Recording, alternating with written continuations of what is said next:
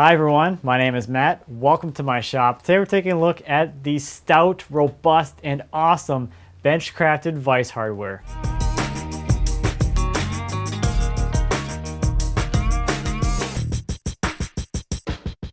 So today we're going to take a look at both the leg vise and the tail vise, and I have all the leg vise options arranged in front of me here, so let's take a look at the leg vise first. Benchcrafted offers two different varieties of leg vises, both a classic leg vise as well as a glide leg vise. And the glide leg vise comes with two different finishing options, either this cast finish or this machine finish.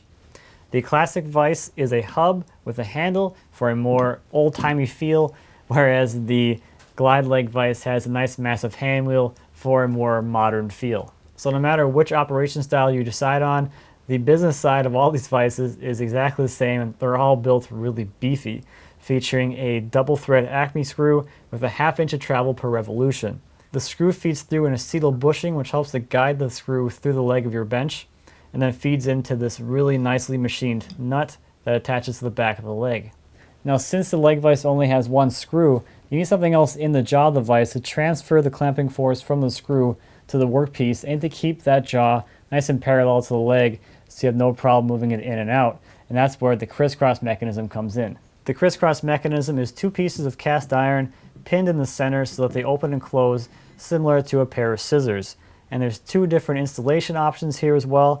There is the retro installation and the solo installation. The retro installation is a lot easier because you don't have to worry about aligning pins in the case of the solo. So if you already have a bench and you want to install the crisscross mechanism into it, the retro is going to be a lot easier to get installed. But if you have a workbench you're building and you can actually remove the leg and take the leg to your drill press, for instance, and you have no problem drilling a nice straight hole, then the solo installation is a great way to go. Now on to the tail vise, and you can think of the tail vise as kind of a miniature version of the glide leg vise. It features a smaller hand wheel, but the only difference here is that instead of the screw fitting into a nut and the nut being fixed, it's the other way around. Now the hand wheel is fixed to the end of the bench and the screw feeds through a nut, which will move this dog block back and forth. So now that we've taken a closer look at the hardware itself, let's take a look at how it's installed into a workbench. Now I built my workbench here about 2.5 years ago using an older version of this Benchcrafted hardware. Fundamentally, they still operate exactly the same. There are just some cosmetic differences now than the older version had. For instance, my vise on the face there has one knob on the face of the wheel, whereas nowadays the hand wheels on the glide leg vise feature a 3-knob design, which makes it a little bit easier to turn, and you don't walk into the knob as you're walking by your workbench. There's also a few smaller minor details as well, such as the acetal bushing is now round, whereas on mine you'll see is square or rectangular, something like that. So let's take a closer look at the vises installed in the bench. So here is my glide leg vise installed on my bench that I made almost 3 years ago, and you can see the major cosmetic difference here is really the placement of the knobs. On this older version, the knob is placed on the face of the wheel, whereas in the newer version you have 3 knobs all placed on the outside of the wheel. So let me crank this vise open and we'll take a look at how the hardware gets installed in the bench. So this whole mechanism gets mounted to the leg of your bench, and you add this piece, which is called the chop, which is just the jaw of the vise. The screw mechanism feeds through the chop and then into the leg. And the first thing out here is the hand wheel, and then the next piece here is the flange, which holds the chop to the screw. The screw passes through the chop and then into the leg, and as it enters the leg, it feeds through this acetal bushing, which helps to keep the screw aligned. And then on the back side of the leg is this nut that gets mounted back there, which the screw actually feeds into. Now down inside the vise is where that crisscross mechanism gets mounted, and this thing keeps this jaw parallel to the leg throughout the entire travel of the screw. That means there's no parallel guide, there's no pin to adjust. All you have to do is turn the hand wheel and this thing opens and closes to whatever dimension you need. So that means you can open the vise to adjust to whatever size workpiece you need, and then all you have to do is spin that wheel to lock it down. So when I built my bench, I went with the solo version of the crisscross hardware, and that was really easy to install before the leg was attached to the bench, because you could take the leg and the chop to the drill press and drill the mounting holes, which you can see mine here in the chop and in the leg. So if you want to retrofit the crisscross mechanism to an existing bench, the crisscross retro is going to be a great solution because you don't have to worry about the hole alignment like you do on the solo. All you have to do on the retro is mount these blocks, one on the leg, one on the chop, and this actually has the mounting holes for the pins for the crisscross mechanism. And it's a lot easier to install than trying to get a perfectly aligned hole in an existing bench, because that'd be kind of hard to drill a hole perfectly through here at this point. Now, as far as capacity goes, it's going to depend on your specific installation, but in my case I have 9¼ inches from the side of the bench to the chop, and I also have 9¼ inches from the top of the bench down to the screw. The best thing about these leg vises is the massive amount of clamping pressure they can produce. All you have to do is set your workpiece down the vise, close the chop, and then turn the hand wheel about 1/8 of a turn past closed to apply pressure, and then this workpiece isn't going to go anywhere. In any direction, it's totally secured, and I'll end up moving my bench if I could before this thing lets go. And to release it doesn't take much effort at all either. Now, one of the nice things about the single screw design is that you can get your workpiece into the vise up against the screw, and you'll have a lot of room from the floor all the way to the top of the bench to clamp things vertically.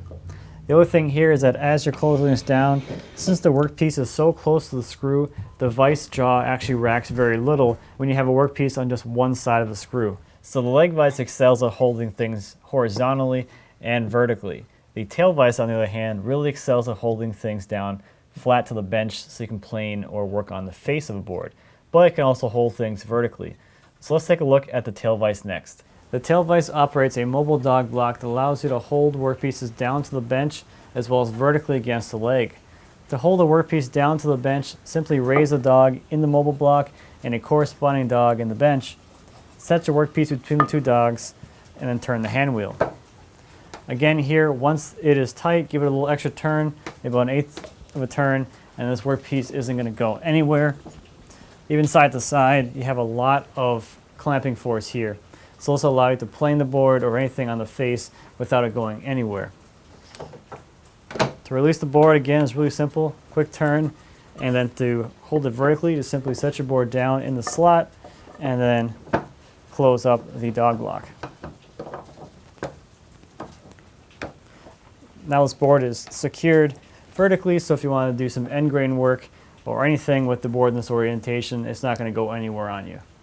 The hand wheel on the tail vise is basically a miniature version of the wheel on the leg vise. This one is a 5-inch diameter wheel, and the leg vise is almost 9. But this hand wheel still has plenty of mass to provide a lot of momentum to make adjusting this vise really smooth and really effortless. So looking at the underside of the bench, we can see how this vise operates. This Acme rod feeds through this block, which is threaded, and then it rides on these two rails on the left and the right. It's a really simple design, but this is really overbuilt and extremely strong. This mobile block has a wooden block attached to it, and that block holds the bench dog, which actually allows you to pinch things and hold them down to the face of the bench. So let's look at some work holding examples. First, on the leg vise really excels at holding things both vertically and horizontally. The one thing that I use the leg vise the most for is sawing. So I do a fair amount of hand-cut dovetails, and the leg vise really excels at holding my workpieces vertically for sawing into the end grain. Absolutely fantastic for sawing pins or tails, doesn't make a difference. Any kind of sawing operation is great on here. Another great application of the leg vise is edge planing. You can plane boards on edge if you want to do some edge jointing or just clean up an edge really easily. The vise holds it very securely. If you have a longer board, you can use the vise in conjunction with a sliding dead man to support the board over a longer length. And lastly, its large capacity makes it really easy to work on drawers. If I need to plane a drawer to fit an opening, I can do that really easily on the leg vise. The tail vise excels at holding workpieces down flat to the workbench. So if you need to route some mortises, route some dados, route some grooves into a workpiece, the tail vise is going to hold that workpiece really nicely. If you need to plane the face of a board, you can do that really easily with the tail vise. I use the tail vise quite a lot for beveling panels for the bottoms of drawers. The adjustable height on the dogs makes it really easy to set those dogs at the right height so you don't plane into them. I also use the tail vise to hold boards and panels if I'm trying to clean up a tongue or a tenon with a shoulder plane. So easily the best part of these vises and this bench is the versatility in the work holding. You don't have to worry about how you're going to hold a workpiece to your bench to actually work on it. You can really just walk up to the bench with your workpiece, clamp it in a vise, and go right to work. There's no guessing, there's no fiddling around with extra clamps to try and get something secured so you can work safely on that workpiece. So thanks for taking a look at the Benchcrafted Vise hardware with me today. I hope you can see how it can really streamline your workflow and make your time in the shop much more enjoyable. So thanks again for watching, and until next time, happy woodworking.